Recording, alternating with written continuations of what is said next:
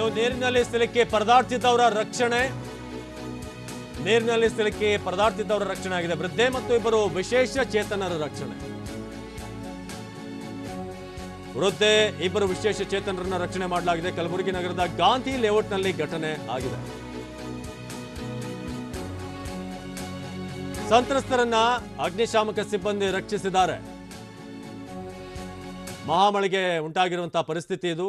ಈಗ ಅಲ್ಲಿ ಇಬ್ಬರನ್ನ ರಕ್ಷಣೆ ಮಾಡಲಾಗಿದೆ. ವಿಕಲಚೇತನನ ಜೊತೆಗೆ ವೃದ್ಧೆಯೊಬ್ಬರನ್ನ ರಕ್ಷಣೆ ಮಾಡಿರುವಂಥದ್ದು. ನೀರಿನಲ್ಲಿ ಇವರು ಸಿಲುಕಿದ್ರು. ನಂತರ ಅವ್ರನ್ನ ಈಗ ಸುರಕ್ಷಿತ ಪ್ರದೇಶಕ್ಕೆ ಅವ್ರನ್ನ ಶಿಫ್ಟ್ ಮಾಡಲಾಗಿದೆ. ಸೊ ಇದು ಸದ್ಯಕ್ಕೆ ಬಹಳಷ್ಟು ಮಂದಿ ಈಗ ಇಂತಹ ಪರಿಸ್ಥಿತಿಯಲ್ಲಿದ್ದಾರೆ.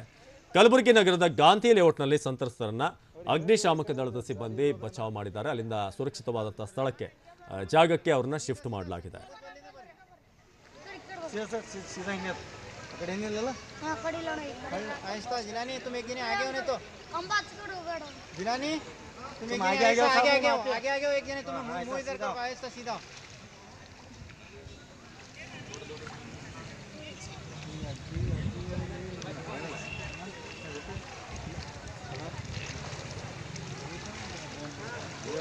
ಇದು ನೀರಿನಲ್ಲಿ ಸಿಲುಕಿ ಪರದಾಡ್ತಿದ್ದವರ ರಕ್ಷಣಾ ಕಾರ್ಯಾಚರಣೆ ಏನಿದೆ. ಸೇತುವೆ ಒಂದ್ ಕಡೆ ಜಲಾವೃತವಾಗಿದೆ, ಇನ್ನೊಂದ್ ಕಡೆ ಈ ವೃದ್ಧೆಯೊಬ್ಬರನ್ನ ಅಲ್ಲಿಂದ ಶಿಫ್ಟ್ ಮಾಡಿರುವಂತದ್ದನ್ನ ನೋಡ್ತಾ ಇದ್ದೀರಿ.